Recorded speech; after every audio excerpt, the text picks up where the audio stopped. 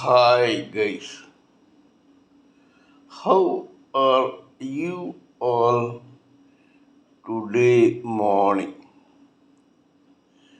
Good morning. Today is 16th November 2023. My name is T.S.V. Raghavan and I live in Chennai, Tamil Nadu, India. This is my spiritual vlog on YouTube. Hardan, Hardan, Hardan, Hari Bol, TRSV, Nectar, NECTAR, Nectar. In this particular vlog, in all my previous videos, we have been discussing about the knowledge and information that we have gleaned through the study of spiritual books, scriptures, contemplation on the material universe, and meditation on the spiritual universe. This particular video in this vlog is no exception to that rule. In fact, it is a mere continuation of all that we have been doing in all my previous videos. So kindly subscribe to this vlog and press the bell icon so that I may keep reminding you of all my previous videos. So let us continue with the topic of discussion for today's video. Today we are going to talk on a new subject which is connected to spiritualism but which is different from my previous videos which, which took a lot of my time and energy discussing and analyzing the topic of three factors that decide on the achievement or otherwise of a human living entity, whether male or female, of his or her life's purpose or otherwise. Today we shall talk about the most cherished of all subjects, looking within, that is, looking into your own self and realizing your own self. Actually, there are two very important theories that are prevalent in the society regarding the nature and the factors or the quality of a human living entity's actual existence and ingredients within.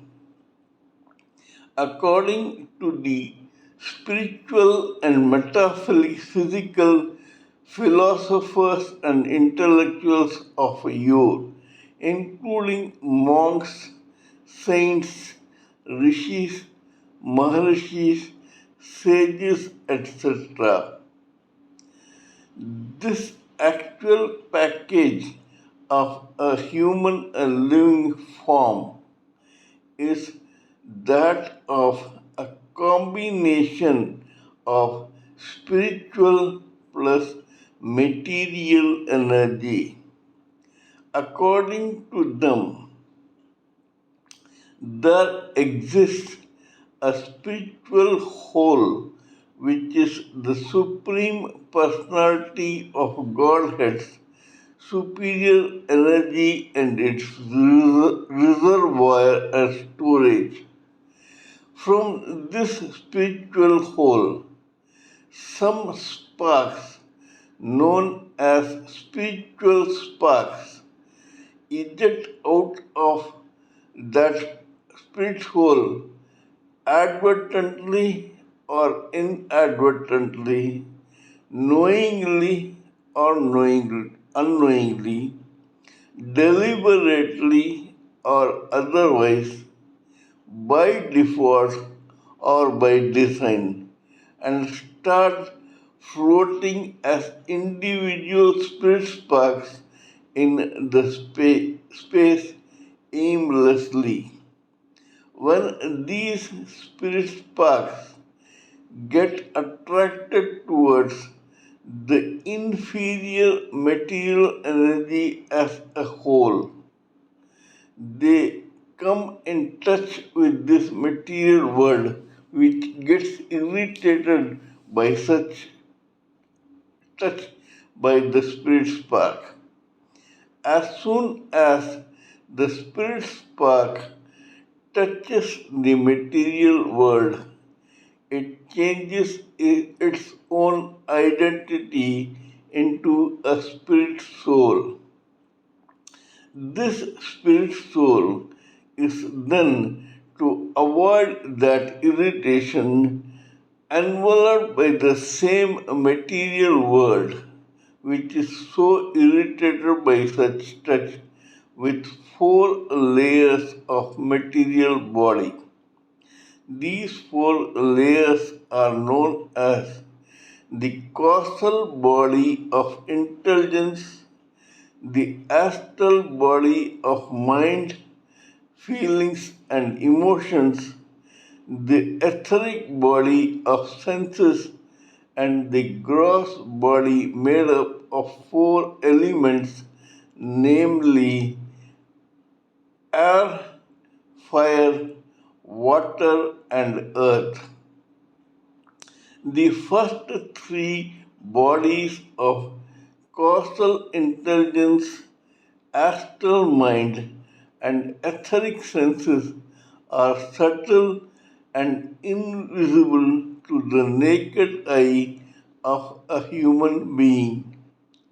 They are made up of the first material element known as ether, whereas the last layer of gross body is made up of air, fire, water, and earth, and it is visible to the naked eye of a human form. As soon as such cocoon of four layers envelops that spirit soul, this spirit soul again changes its identity and now is known as a living entity. This living entity, thus cocooned, stays in the material world invariably and infinitely till the time that it gets acclimatized to the material world. Once it gets acclimatized to the material world, this material world puts that particular living entity into an infinite cycle of births and deaths in various species. This is to teach a lesson to the spirit soul which is lying thus cocooned into the four layers of material body. In this cycle, this spirit soul, which is now a hapless victim of its journey in the form of a living entity goes through infinite births and deaths in several species. These births and deaths begin with the first birth as a mere cell. From there, it graduates to becoming an algae, an amoeba, a weed, a creeper, grass, shrubs, plants, trees, worms, insects, amphibians, birds, reptiles, beasts, and ultimately gets a birth in the 400,000 categories of human beings. An average living entity has not only to go through this grind of being born and dying in a particular species, but even on its last birth in the human form, this very living entity has to go through at least 50% of the 400,000 species of human beings that exist in this society, in this material world. When this particular spirit soul, so haplessly imprisoned in that cocoon of four layers of material body, completes its cycle in the human birth, one day or the other, because of some divine design, it comes in contact with what is known as spiritualism. This is a very, very, very, very long journey. Till this time, this spirit soul has forgotten its true identity as a spirit soul and it seriously considers itself as a living entity. It thinks that it is totally material in nature. Thus, when the spiritual journey begins, this particular cocooned spirit soul gets some memory of its past real identity and begins to travel on that spirit spark to get self realized ultimately as a spirit soul. When this spirit spark turned spirit soul got in touch with the material world for the first time, it was still a raw and unevolved. But due to this infinite grind of a cycle of birth and death in the material world, it ultimately realizes what it actually is and what was its purpose in this complete universe was. It knows now that its ultimate aim is not to vegetate as a living entity in this material world, but to ultimately realize its own self as an individual spirit soul, get evolved, then break off the shackles of infinite birth and death in the material world, get ultimately liberated, and then finally get delivered into the Supreme Personality of Godhead as an evolved, finished, mature experience and mellowed down spirit soul. This is the ultimate purpose or mission of every spirit spark turned spirit soul turned living entity. This is one theory which is propagated by spiritualists of yore in various religions, whether it is Hinduism, Christianity, Islam, Sikh, Buddhism, Jainism, or any other religion. However, there are some rebels in all religions who beg to differ to this particular theory. But before going to that side, let us continue with the first theory of the spiritualists, which is based on a particular very genuine foundation which is totally applicable to the material world. There is one precious metal called gold.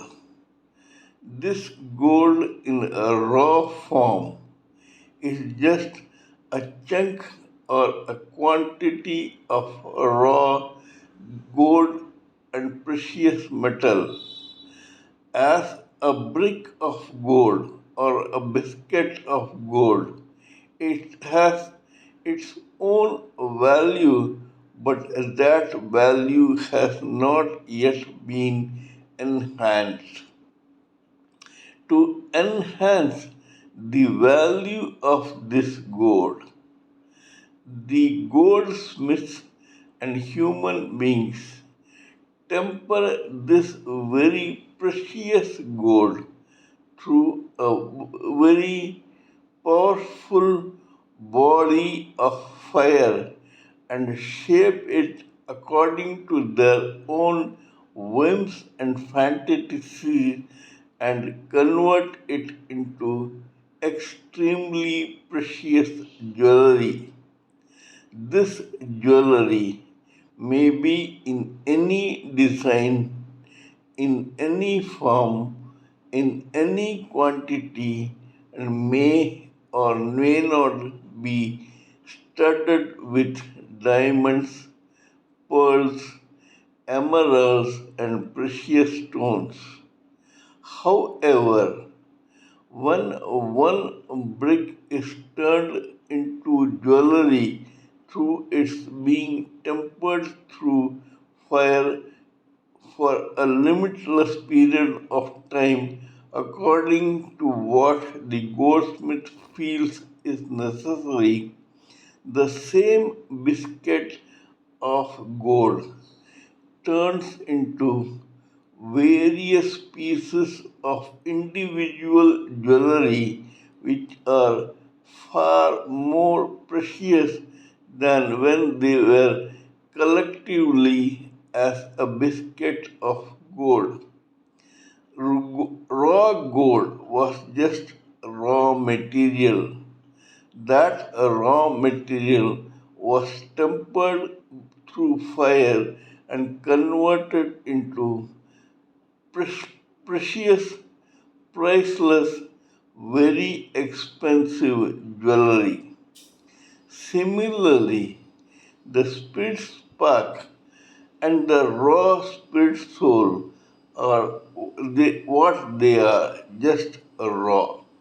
But when they are tempered into the material world's fire through being cocooned in four layers of material body and are forcibly put into a grind of birth and death, then ultimately when they come out, they realize their own true intrinsic value as evolved spirit souls.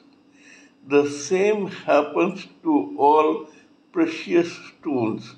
including diamond. Diamond is nothing but carbon, just like coal, which is also carbon.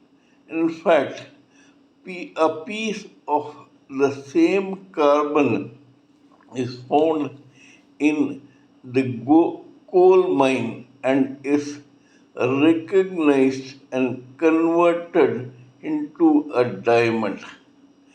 This diamond has to be put through various tenacious experiments, cuttings, threshings, grindings, etc., to convert the same coal into an expensive diamond.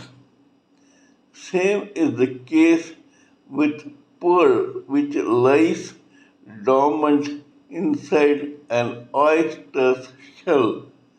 Only when that shell is open by some fisherman and the pearl extracted out of that shell does it become slowly, steadily, and at some period of time a part and parcel of some expensive jewelry depending upon its own destiny and karma.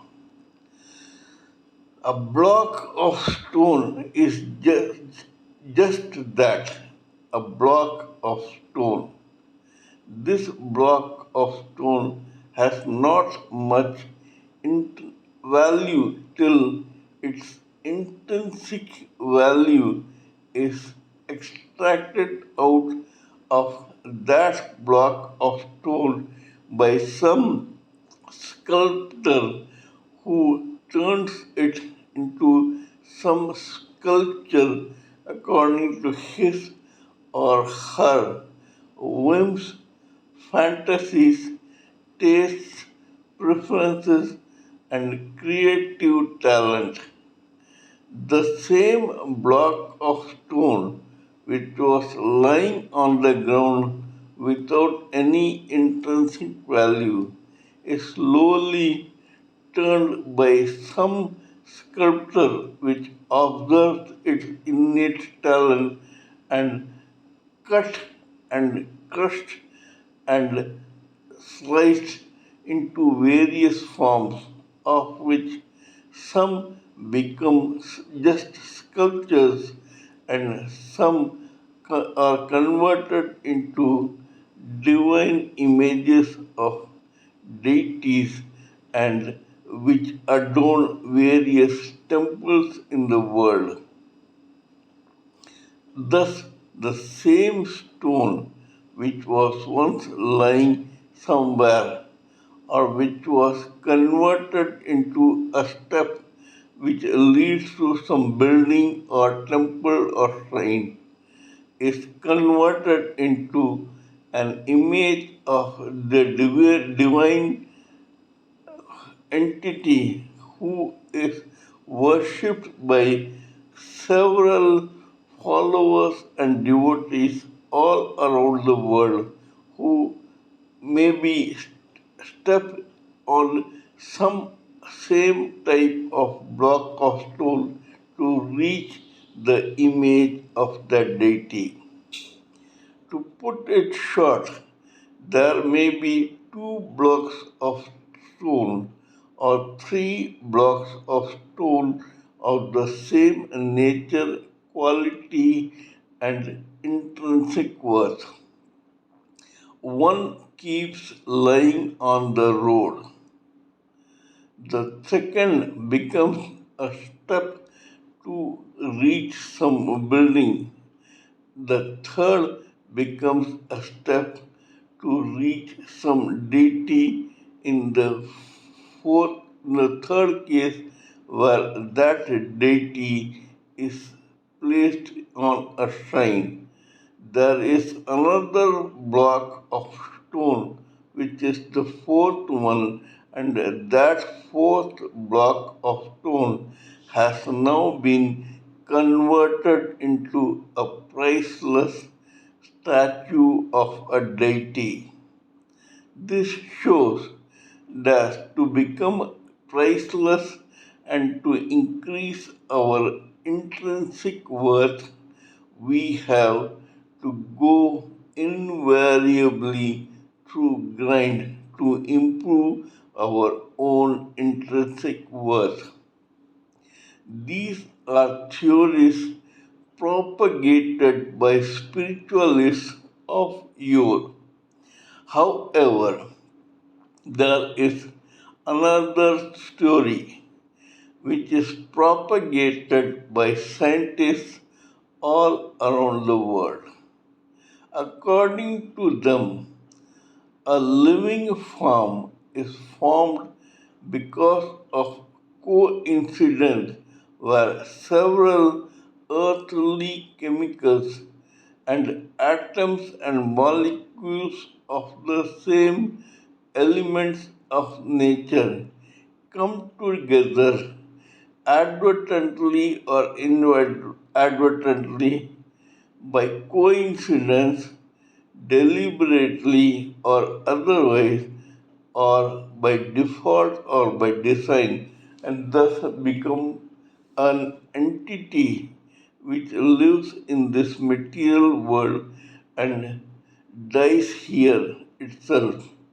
According to them, there is no spiritual energy which is superior in nature, which is cocooned with layers of material body.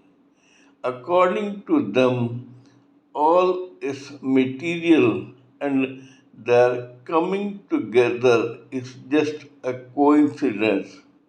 These people negate the theory of a spirit soul and they insist that there is no spiritual energy which gives birth to a living entity.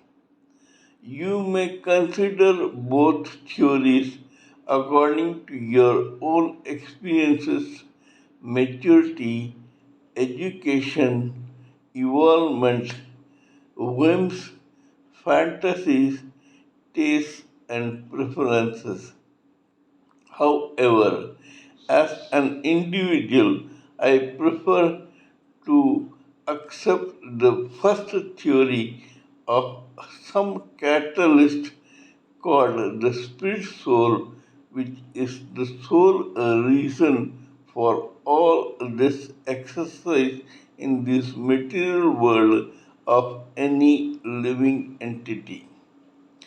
It shows that the motor for every living entity in this material world is actually that very spirit soul which has been cocooned with four layers of material body which do not have any value of their own except the material one. If there had not been a direct and perfect combination of the spiritual energy and the material energy, there would not have been life in this material world. Just like one piece of precious stone or jewelry is cocooned with various layers of security of all shapes and sizes to keep it secure in some place. Similarly, one very small dot of spiritual soul is cocooned with a mass of four layers of material body to keep it secure and to use the maximum part of its own intrinsic worth.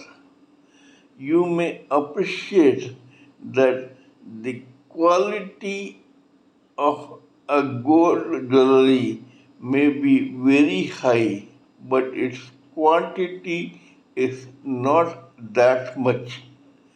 Yet, this particular piece of jewelry, precious jewelry, is kept inside some locker which is carefully secured, then placed in some secure place in a room which becomes a part of a house or a building which is guarded by huge, tough looking, muscular security persons. These security persons, the house, the room, or the locker may be huge in size, but they don't have any value if that tiny bit of jewelry was not kept in that locker to be guarded by such quantity of muscle and mass. This we must understand before we proceed further into our delving into our own individual identity and looking at the universe within ourselves. That is all I wanted to talk in this particular video. Please give me your own expert views, thoughts, ideas, and opinions so that I may blend everything together for the sake of this society. Before concluding, let me remind you that I am also a published author with Amazon Kindle and paperback. I write on spiritualism, fiction, and assorted subjects. Spiritualism happens to be my favorite subject. Till we meet in my next video, it is good morning from TSV Raghavan.